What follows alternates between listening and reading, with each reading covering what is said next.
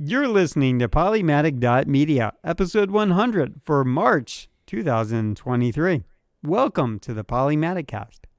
Hey, John, I won't ask you how it's going because we've already chatted for a while. I think this is your opening statement every single time. I know, it is. So 100 episodes. How are we going to do this after today with this is going to be 101?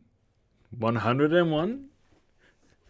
Yeah, I mean, look, if you want to know how I'm going to number stuff, you just go listen to Taku's Life because I always start, show number, blah, blah, blah. And so whatever I naturally gravitate towards, that's likely how I'm going to do the numbering. Hey, I have the same phone. But no, mine's a Pixel 6, yours is a Pixel 7. Yeah, okay. So that's the thing you can talk about, though. right? You got a Pixel 7? Yeah, I got a Pixel 7. Yeah. And? Got all sorts of... yeah, it's pretty good. It's better than the OnePlus 9 Pro. Definitely better. Okay. I mean, I've been a pretty strong fan of the Pixels for multiple reasons. One, the stock Android experience I found the best, though some of these skin overlay, OS overlay variations like Samsung does have some neat things occasionally. But, you sort of inherit all these other things that you just didn't ask for, don't want, aren't going to use. And that's kind of nice in the Pixel line. The one thing that I'm missing that was really cool on the OnePlus 9 Pro was the mute slider. That's the one thing I really love about the iPhone. There's a mute slider. I can turn it to mute with a slider, a physical button to turn it off, to make it to silent mode, and something like that on the Pixel would have been like a killer feature. Yeah, you gotta hit the volume, and then there's a little. Yeah, you have to do the thing, do the little dance, and then if the gods will it, then you will be able to do the thing you want to do. It's more steps than it needs to be, unfortunately. Yeah. And so anyhow, stock also experience. Turning it off, that was kind of weird. What? You have to push multiple buttons to turn off the Pixel. Oh no, you just you go. But you have to camera. press you have to the power hit the volume, button, and then you. And then they move the volume to turn it off. Yeah. In the OS, they move where all that stuff is.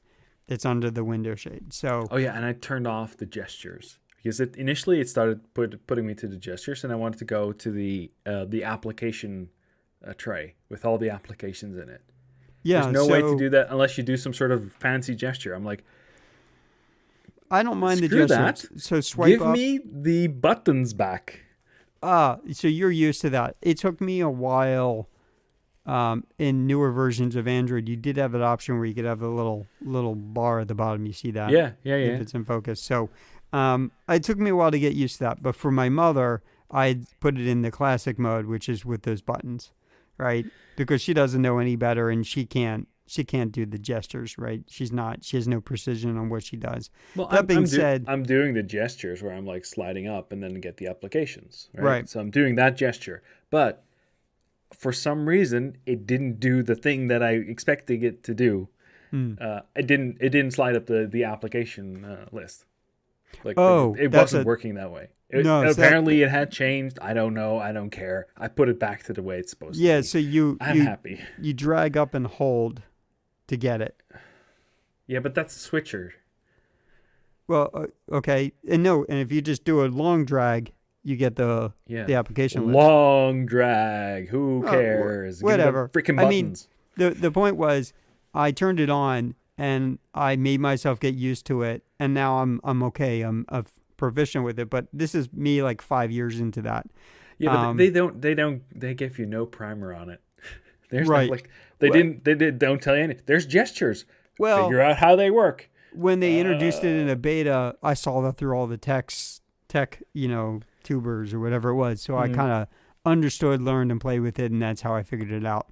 And they did have like a single promotional video like 5 years ago, whatever it was, when this feature came into OS. But this So seems anyhow, like something that should be in the. You're right. getting a new phone. You haven't used this type of It should phone be before. more Tell me obvious, how right? the frick it Yeah. works. I mean, so let me say this, and this is the thing I hate about Mac OS is everything, the proficiency of functioning in Mac OS is all based on these stupid, ridiculous 3 fingers, 4 fingers, quad fingers, triangle, What? do the hokey pokey, make, Konami code gesture system. And it's just like, yeah, I guess if you really know it, yeah, all the smallest things are fine. But it just seems like, for me, I'd rather just have a button or a click or a thing that's very straightforward, a little command shift, whatever. Like, I just really want it to be simple. From what I know, it's the only thing that's different is the double finger is right click, and the left, just one finger is. Yeah, click. I just could never get used to it, and there were definitely. I don't use any of the other ones. Yeah, I just. You can use the 3 finger left and right to go forward and back, but yeah. I don't see anybody ever using that. Besides, I just couldn't do it. Yeah. Any Mac is usually attached to a keyboard and mouse anyway. Yeah, so it just had been one of those things where it's like, it's just injected with all this nonsense, and if that's how you efficiently get through and get to the sort of the secret fancy things, and I'm just like, I can't. I don't want to pinch and zoom to get to like switcher and just like, no, I can't. And it's too much, right? It's too extra to be fancy. And that's the kind of thing that all the iOS devices, all that stuff has that. And I'm okay with like swipe up, swipe down and real basic things. And yeah, I don't like the side, swipe from the left to the right. I'd turn that shit off, like in Google. So anyhow, stock OS was a primer. And then it's sort of the uncarrier stuff, right? I want with Google Fi. So a direct result of that is the phone doesn't have any carrier bloat. And Google's way of handling that with stock Android is it's an app. You install it and you update it through the App Store. There's no having to update the whole OS and wait, 3 years into a security problem with another more security problem and waiting for the carrier to approve of it. I don't have to go through any kind of complication in QA. I just get the update. Your carrier is Google Fi. Yeah. So that advantage is under the hood. It's really just T-Mobile. And so immediately it's international. So if I go visit you, my plan works. Now, my plan works and I have service. Obviously, you have to enable, international phone. But you could, send me something over the way you normally do, and it should, in theory, work, right? So that's sort of an advantage of having this. Anyway, yeah, and the hardware is not too bad. So that's it. So those are why I've always been a cheerleader for Pixel devices. I really like the camera compared to the OnePlus. OnePlus, yeah. Yeah, the camera was really wonky. Right. I think it's the right one. Not wanky. That's different. Yeah. The camera is powerful in this, even in the 6. And it's still using sort of the old style equipment. I think you guys finally got an update in the 7. But the camera app itself isn't that sophisticated. That's when you use like a third-party camera app if you really want to do extra stuff like it is fine for what I use it for. Right. And the one thing I do have to say, though, this camera bump on the back, that thing is so freaking huge. Yeah, I mean, it's not, well, I'll tell you the one thing I do like about it. When I put it down, it's very easy to pick it back up. Oh, because there's like a gap between it. Yeah, and before you always have to slide it off or something, and because it was too flush. The one thing and the glass on the front, if you have like an iPhone or something, and it sticks out, so it has like a little camera bump, and you have it in the same pocket, it will scratch your screen. Oh, really? Yeah. Yeah.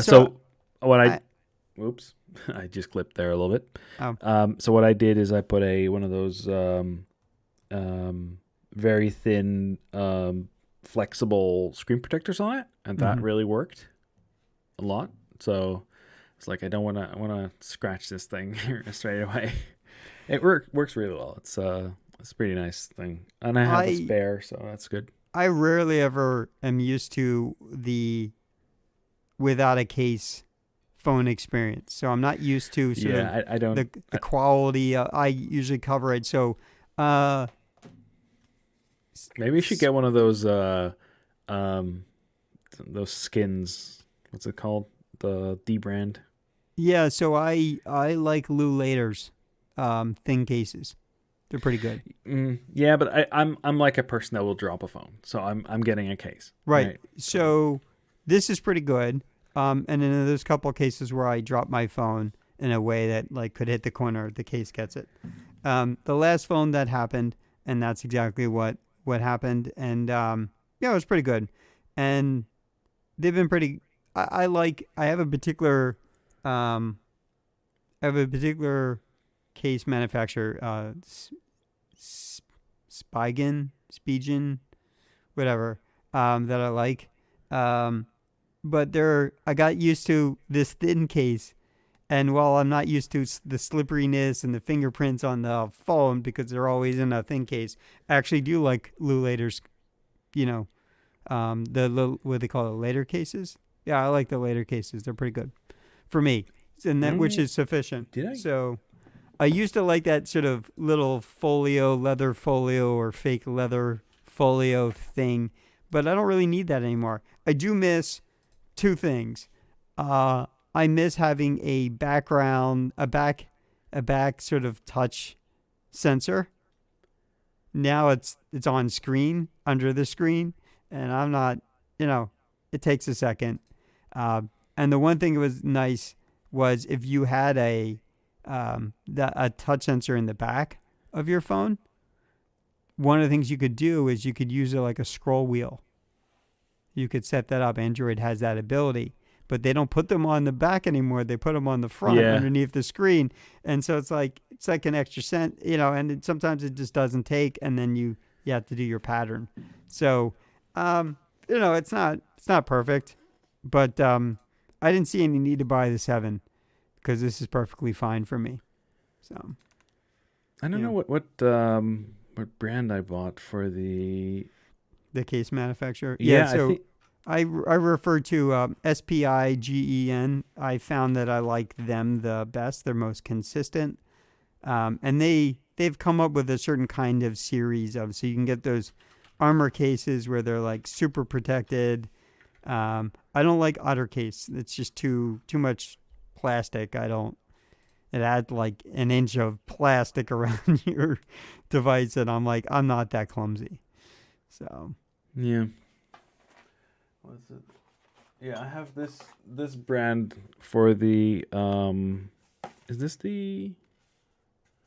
Yeah, so this is like okay, yeah, I don't know the brand. Omatsu or something like that. That's for like the front thing. I don't know what the brand for the case was, but it's like a generic case. It Mm-hmm. doesn't really matter that much. If it works, it works, and if it protects your phone from getting damaged, then that's Are great. are you still rocking the pop socket? No, because you can't do that with wireless charging. Ah, yeah, yeah, And yeah. someone did make. I think PopSocket eventually made a version that could do that with a wireless dock, but then you had to buy the PopSocket wireless dock. You couldn't just take any old wireless dock.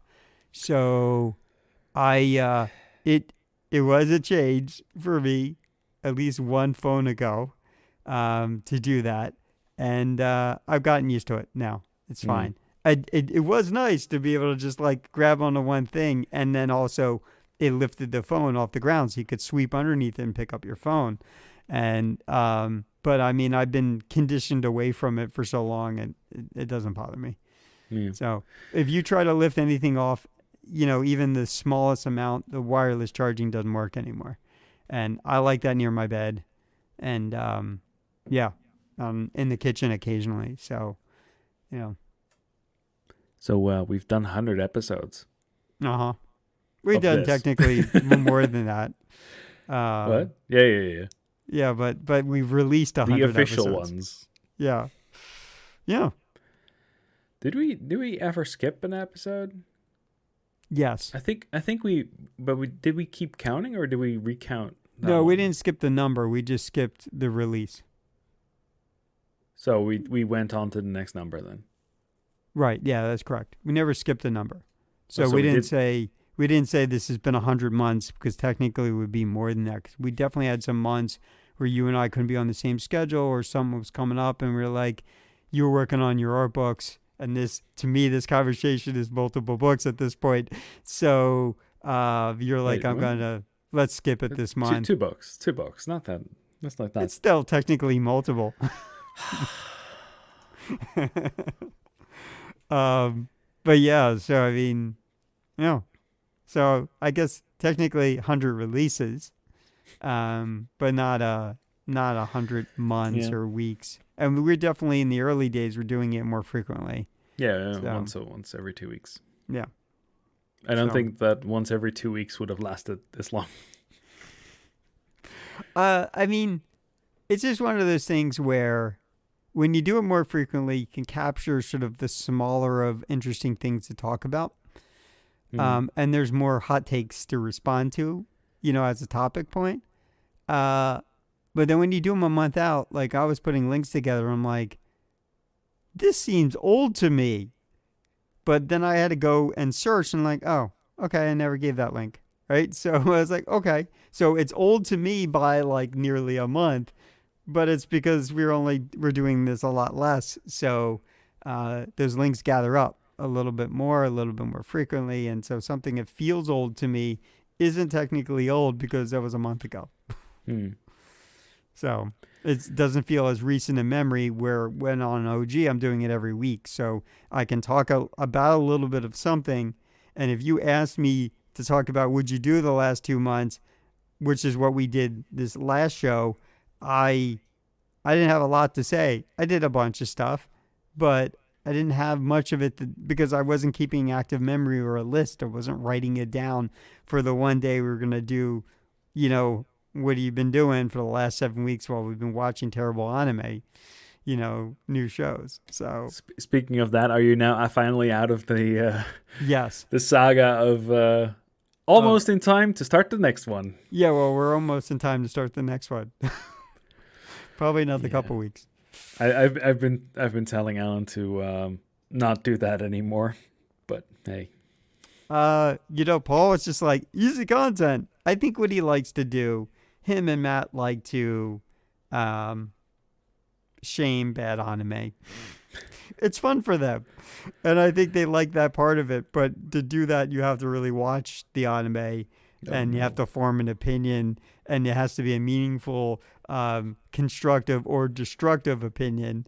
And, and they love it. And for me, it's just like, oh, they so don't care about their audience, right? It's just a machine for money and merchandising and selling, and they think if we can put a weird, eclectic, stupid idea together, right, which is basically the same as last season's, except that this character has green hair instead of brown hair, wears plaid instead of polka dots. Like, it's so, there's no unique, it's so rare, as of late. So the Kill the Kills or whatever. Yeah, it's just so rare, and then there's some kind of fetishism built into it that it drives their uniqueness, and it ultimately it's not very good, it's not very unique, and then it's just like borderline etchy, So it's just sort of like, what was their goal here? And it's just like fantasy ideas that aren't really a good world, a good premise, a good anything isn't what when anime can be good is good. And unfortunately, you have less than 1% of that a year if you're lucky. Yeah. Yeah. Yeah, and then there's the cyberpunks and stuff like that, which go I remember we everything. talked about Edge Runner, last month, and I told him about it, but we haven't watched it. So In fact, Paul and I got to figure out what our topic is for today's recording for this upcoming week. So let it be cyberpunk. It's so good. Yeah, I don't know. We got to talk. I got to talk with him today. Got to figure that out a little bit. I've bought a new Raspberry Pi alternative. Mm-hmm. I'm very happy with it. There's a couple of those coming out. Yeah, it's pretty good. Was it Rocket? Is another one Rock Pi? The Rock 5 or whatever. Yeah, and then Orange Pi. I think it's the same processor. Yeah, what you're starting to see is these boards that are a little bit beefier, right? Yeah. Better quality, Bluetooth, better potential for SSDs. So this one comes with like on the processors, right? Like, more RAM, so you can kind of do a little bit more, but they're not in their $50, $30, $40 price point anymore. They're like $200 boards. Well, the Raspberry Pi 4 is also in that same. Oh, is it? Oh, okay. If you can get one, it's going to be very expensive. Right. So the thing is, this thing comes with a M.2 slot on the back, and you can stick a 22 by 40 millimeter one in the back, so it's a 2240, and it's kind of tiny, and there's like only certain ones you can get, so they'll fit. And there's no screw that comes with the board, so you need to tape it down. Oh, really? It's really sad, really weird. But like it's behaving pretty well. I bought one of those U-Green power supplies for it. It's powered by USB-C, so that's pretty good. Okay. The one thing that was kind of weird is that you need specific images for it to work. You cannot just install any image or boot from USB and install your own image. The Orange Pi. Yeah. So I had to install an image from there and then enable the M.2 NVMe boot. Okay. And then I had to write the image to the NVMe. Okay. Yeah. And also their stock images are not that good.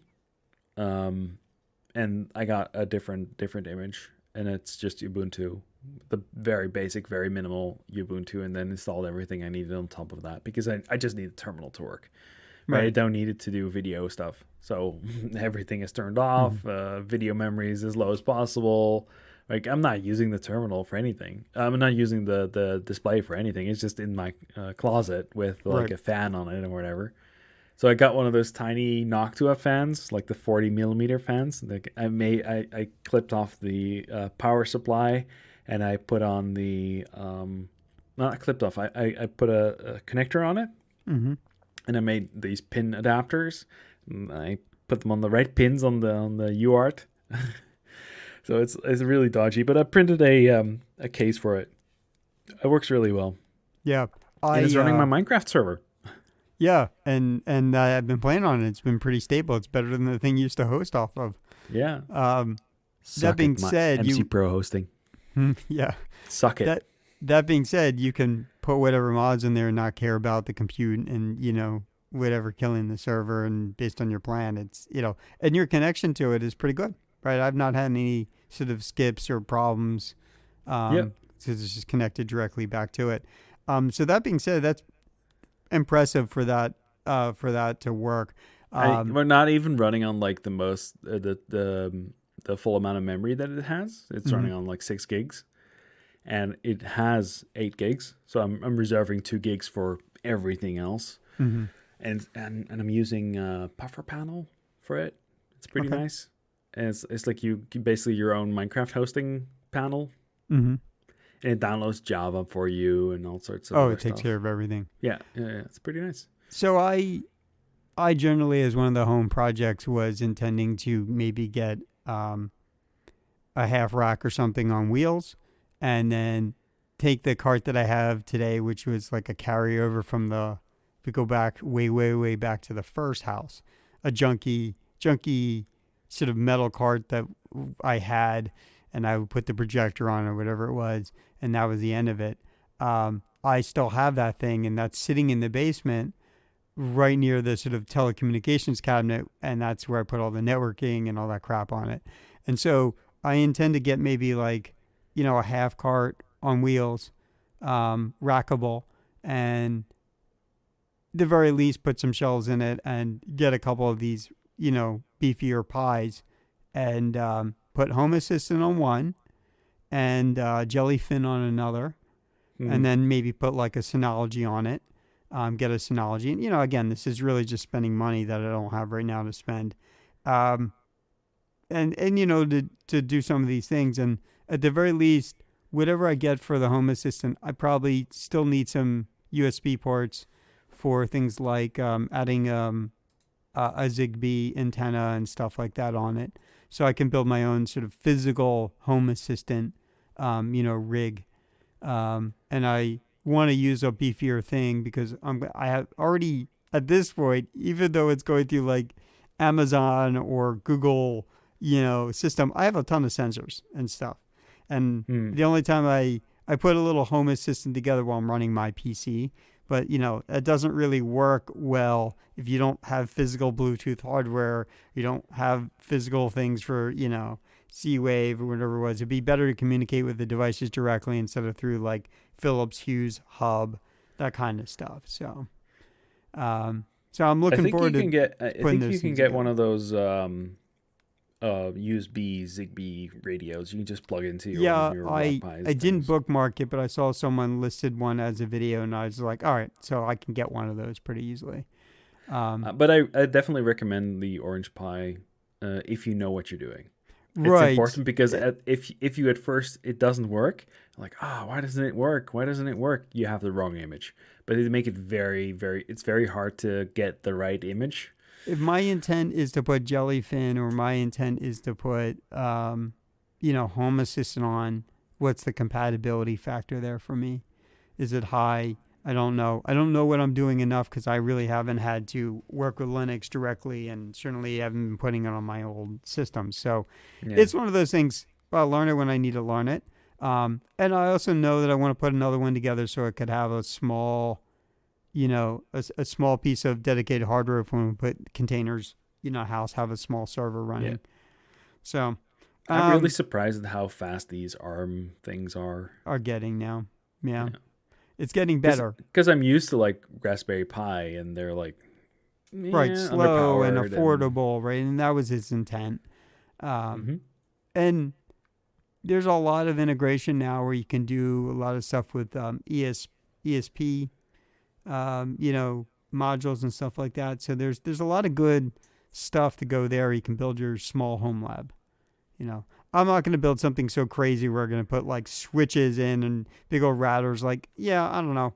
I'll build a couple things for me to be able to like remotely access the house and all the stuff, from the outside. And I'll probably take off the ISP router that I have and I'm pushing things through, and I'll ditch all that stuff and I'll redo it. The Google Nest Wi-Fi that I have, did it um, just activate? it did, um, is okay. It's not great. This TP-Link system that I have is actually pretty good, but that is only really giving me coverage for half the house and back to the garage. It's not giving me coverage for the whole house.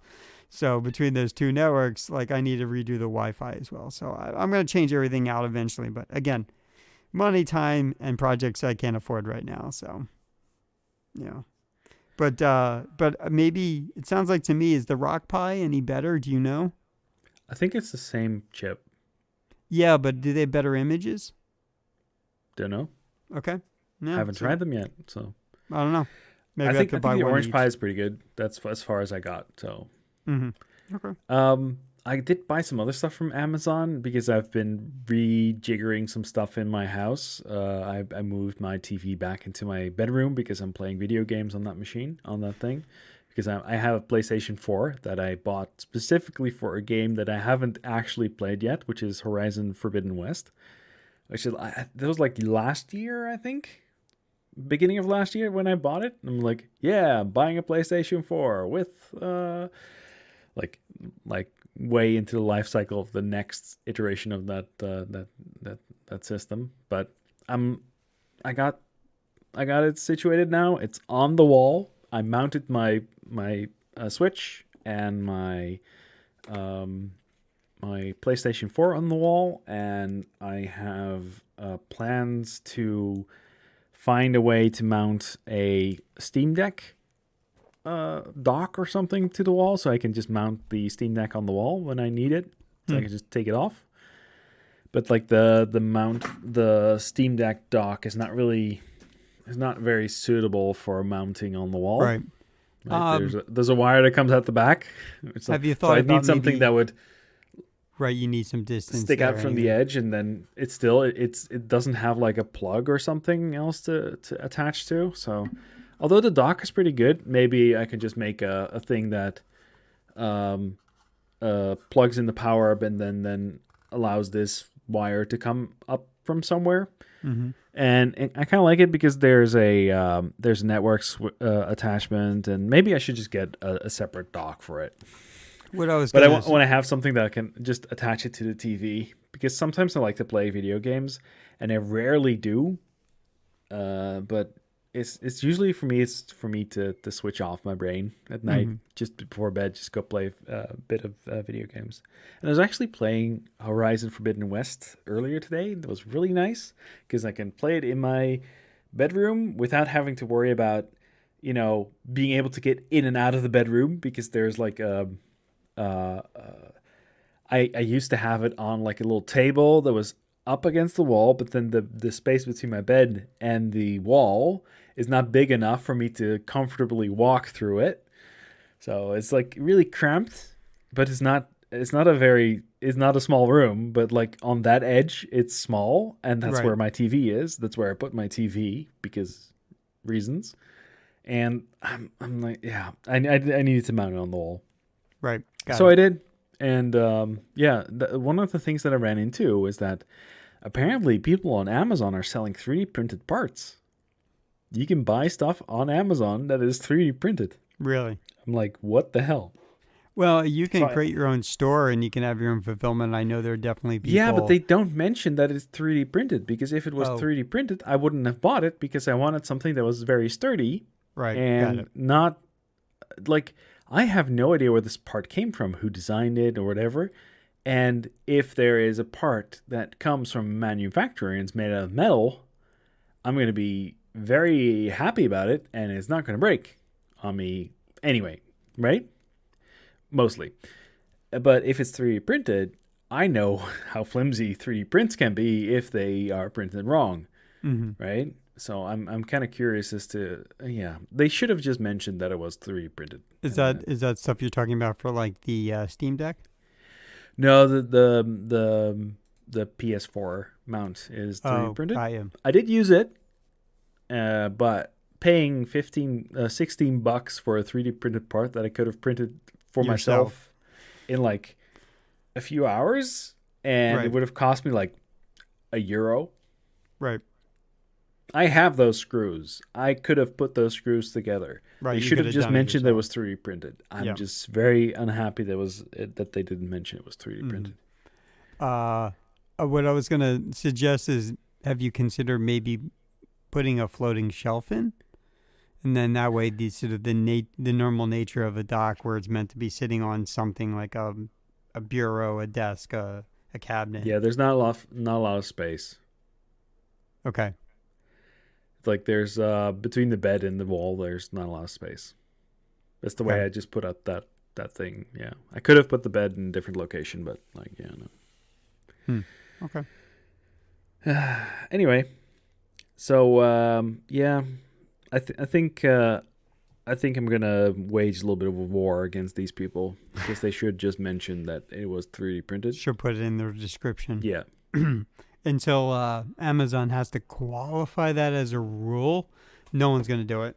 You also, if the name of the company is, and it doesn't look, you can kind of, I guess you can kind of tell by description and all kinds no, of stuff. Really, you can't. no. Eventually, if you look hard enough, then you see it.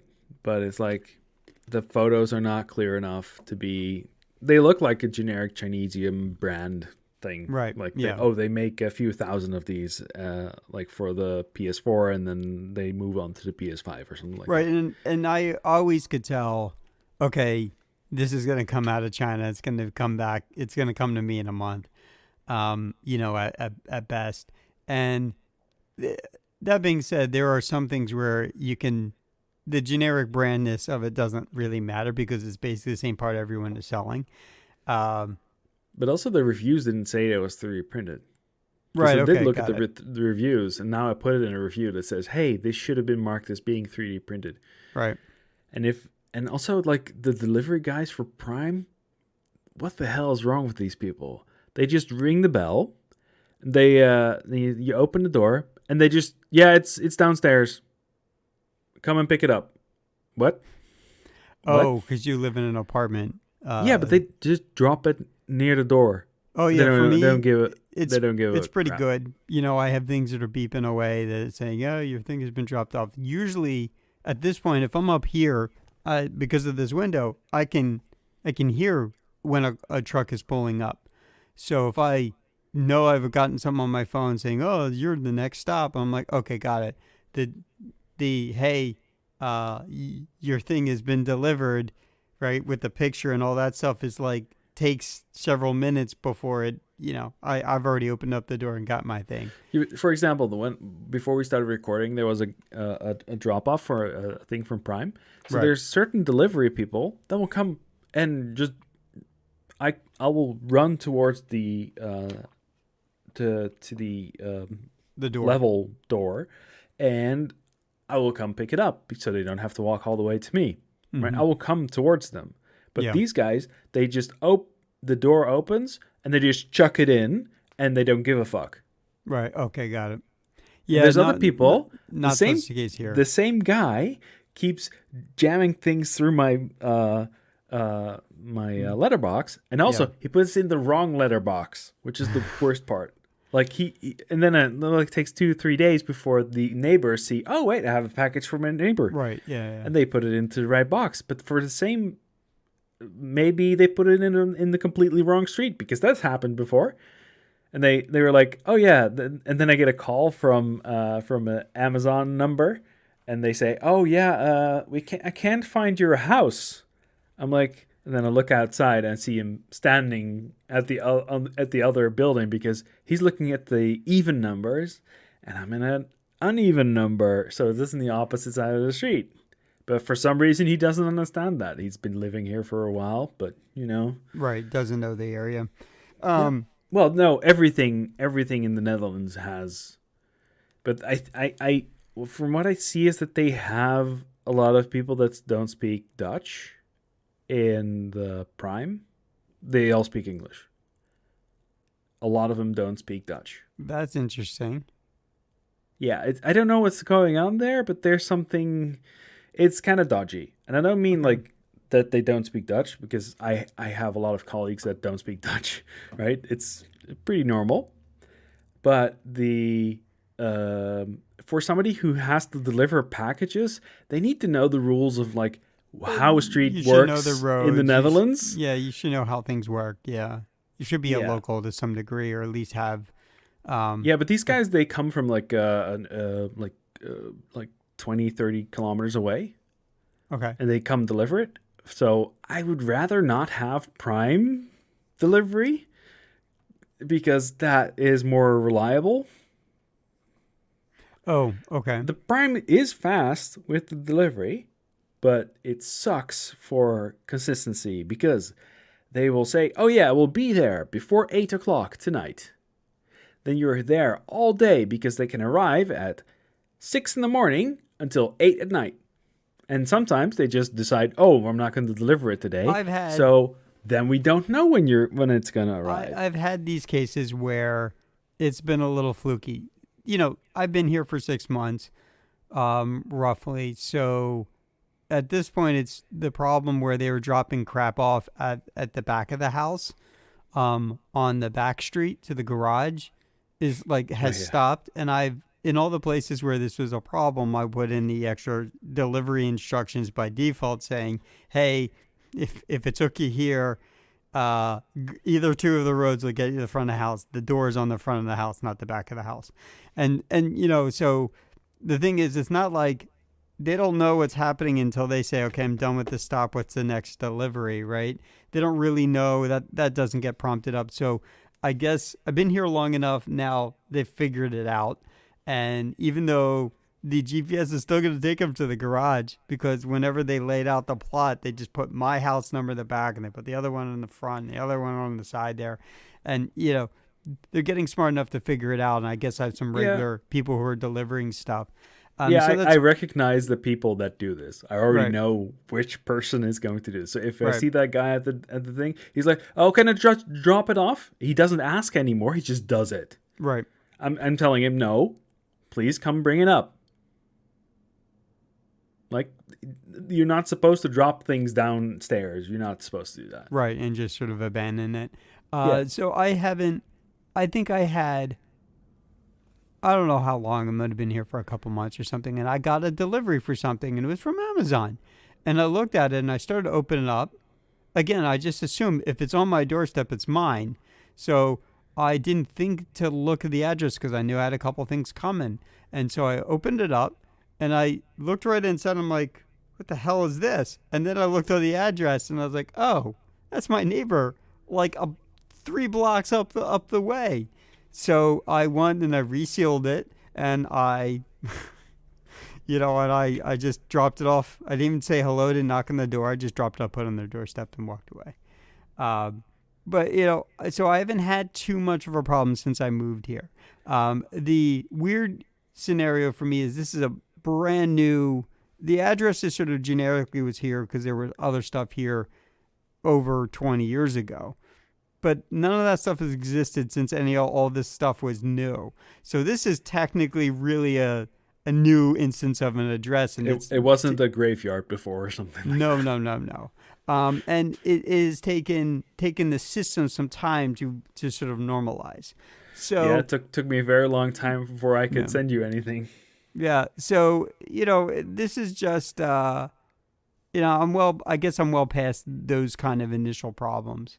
So but even that being said, I've had cases where something showed up, but in Amazon it didn't status, it was delivered. I had one of those cases here where I had ordered some stuff, packing material for the club, and so box showed up with other things, and then it went into, oh sorry, some version of we lost it. We're gonna redeliver it. Delivery has been delayed. Blah blah blah. And this goes on for weeks until eventually, like, a couple months go by, and they're like, "Sorry, we're gonna refund you this."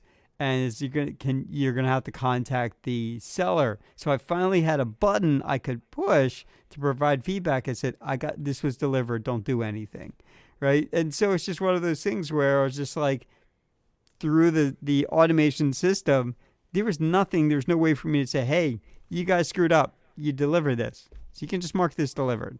There's no person, no email, no contact us system, nothing. It either works one way or it doesn't, and that's kind of the only frustration with this process. So that being said, for the most part, my porch is really just super tiny. It's just like where I have my doormat, right? There's nothing for me to keep on my front door space. I mean, like one of those boxes where you can just drop packages. I thought about doing that, but so far it's been pretty good. Until somebody sets fire to it. Well, yeah. I mean, look, I'll have better insight when I put a camera on, when I finally get that thing installed. Then you can do a Mark Rober glitter bomb. No. I mean, we haven't had any of that problem. That being said, even though I only know one of my neighbors across the street, because when we got here, they baked us cookies, all three of us, and they say welcome, and then I made them. I happened to see them in passing, and I said, hey, do you like coffee? He's like, yeah, we like coffee. And I was like, all right, I'm hooking you up. And this was around near holiday time, so I hooked him up a couple times with jars, and they're just like, thank you. And it's like, you can keep the jar. I have enough of these when I make cold brew for people. So I have a couple of people around me that so that's how I know my neighbors now. You're the local coffee dealer. Yeah, but that being said, we've gotten past the holidays and I haven't hooked them up with anything in a while, right? And then I've been having problems with my fridge. So, yeah. Let's not talk about the fridge. That's why I was not talking about it. It's a saga that won't end. Yeah. I think at some point you just need to send them a letter saying, "Hey, if you don't solve this right now, I'll take you to fucking court." No, I mean, the short cycle is manufacturer defect on the first one. Okay, and they honored it, and then they RMA'd it, and then I have to deal with the store. And it's not about warranty anymore. It's about the store. So now I'm in the cycle of dealing with the store.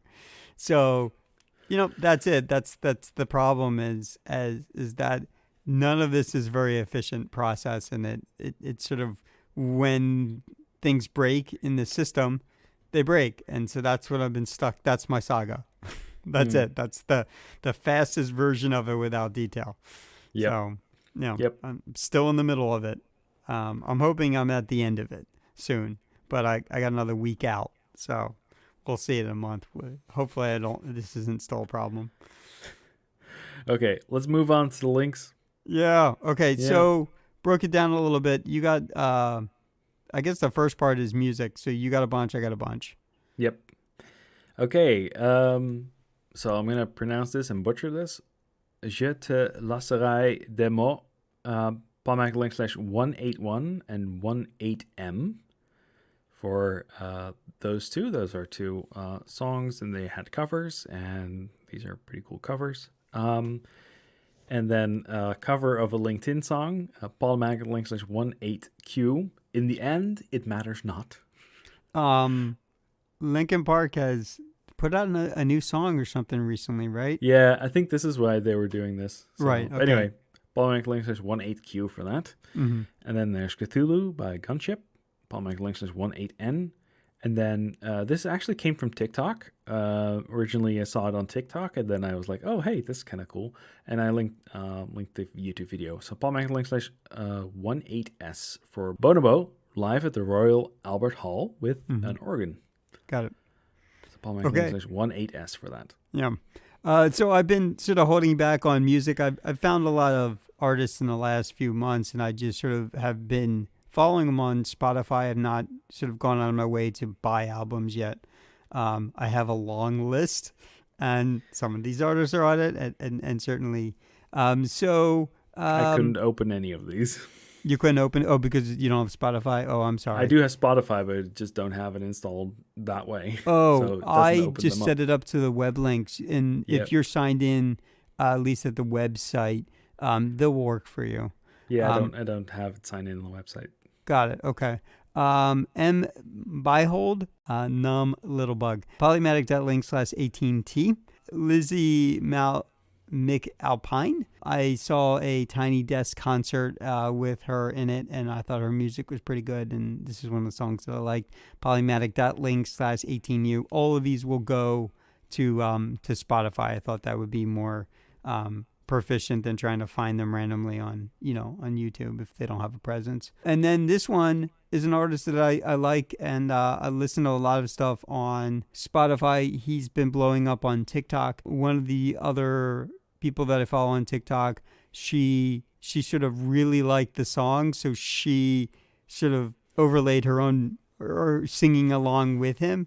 This is before he had an open verse version. He now has an open verse version. I was looking at that last night. So pretty good sort of duets happening. But Braden Bales, the song's called Chronically Cautious. He's all over. Everyone's doing some version of that on TikTok. But Polymatic.link/18V. To give Lizzie McAlpine's, hers was 18U. And then got just a couple more. Fraley was another one that I sort of heard recently, and I kind of liked it. If I Don't Laugh, I'll Cry. Fraley, Polymatic.link/18W. And last, this guy I saw before he blew up in a viral way. But Cian Ducrot, I'll be waiting, Polymatic.link/18x. And one of the things that he did is his song I'll Be Waiting is pretty good. And one of the things he did is, I guess this helped him go viral, but I happened to like hear him play the song. It's like, oh, this is pretty good. Then I followed him up on Spotify and I was like, oh, I really do like his music. And what his sort of way of being viral was, there's a moment in the chorus for I'll Be Waiting that is enhanced by a choir. So he took the choir that he used, I guess, in his recording, and he took them to a mall, to a train station, and on the subway, and he just started singing. And then when he gets to the chorus, the chorus, his choir starts singing with him, and there's a component that's sort of clapping. So obviously, when you're sort of well invested in the song, people clap along, and so this helped him go viral. And so these videos have been really successful, and he's done it not just once, but like several different times in different environments. So Polymatic.link/18x. I really like that song. Marissa's music's pretty good too. Next one's fun stuff. I found this one on TikTok. I think it's mostly TikTok things. Yeah. So it's the first one is Polymatic.link/18o. Get yourself to safety. I thought was relevant to you. I saw this already. Anime. I saw this already. I know I shared it somewhere. I was surprised it even bookmarked it for this. Okay. It was funny. So volcanoes going, and it's funny. I probably shared it with Matt and Paul, definitely. I feel like I probably shared it on the OGN Discord server. Okay, so I thought this was funny. Wi-Fi names, Polymatic.link/18y obviously goes to TikTok. So the funny thing is, I've seen some of these names even around me. One of the Wuntang land, right? That's definitely one around me. I saw it popped up for a moment and went hidden, but the Land of the Lost was one that's around me. I was looking last night just out of curiosity how many of those, so some people were, pretty close to that. So that was pretty fun. I don't have any, mine aren't fun like that. But yeah. That was? Oh, Polymatic.link/18y. Okay. So Disney title, but in German. Polymatic.link/18p. Yeah, it's funny and scary. German. I just labeled this only ... Polymatic.link/18z. I thought it was funny. Made me laugh. And then when I watched it again last night, because I was looking at my list, it made me laugh again. So I was like, all right, John will appreciate that. I don't remember which one this was. This is the thirst trap. Well, a lot of people do this thing where they say something and they're like, I can do that. And then they make candy bars interesting because they do all this sort of short film, B-roll, like what they do in commercials and stuff like that, where they have like a drink that comes down and splashes, and then they show you behind the scenes how they do that. Right. So this is one of the things this creator does. And so, it's self-explained. I don't want to ruin it. Polymatic.link/18z. I thought it was funny. It's only a couple minutes. Yeah. Hi, I'm Vic, and I'm a villager. Polymatic.link/18r. Yeah, it's kind of funny. He has a bunch of these types of videos. So. Oh, okay. I didn't go. They're definitely worth watching, but this one is definitely the funniest of them all. Yeah. So this one is odd, and it made me laugh at it. I wish this process was that easy. But yeah, no. Brushing your teeth is what I called it. Polymatic.link/190. This is really odd, but it's funny. So the creator sort of has really, you can't really guarantee what he's going to show you or what he's going to talk about. But I find that guy entertaining in general. All right. And so I have been not drinking coffee, not for any particular reason. I just haven't had a functioning fridge where I could chill my cold brew. So I haven't been making coffee on demand.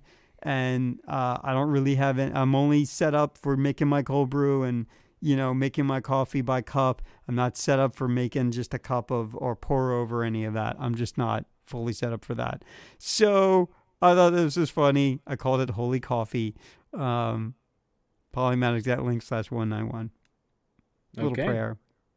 Yeah. Once the whole fridge debacle has been solved, I think you should name and shame the original fridge company.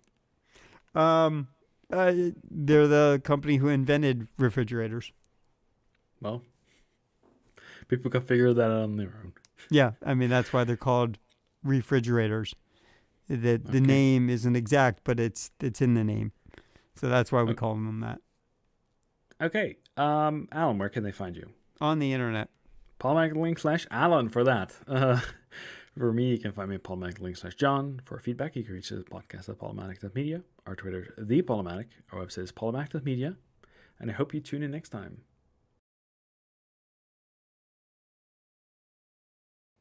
Got it. Okay. M. Byhold, a song called Niddle, Numb Little Bug. Niddle bump Polymatic. bug?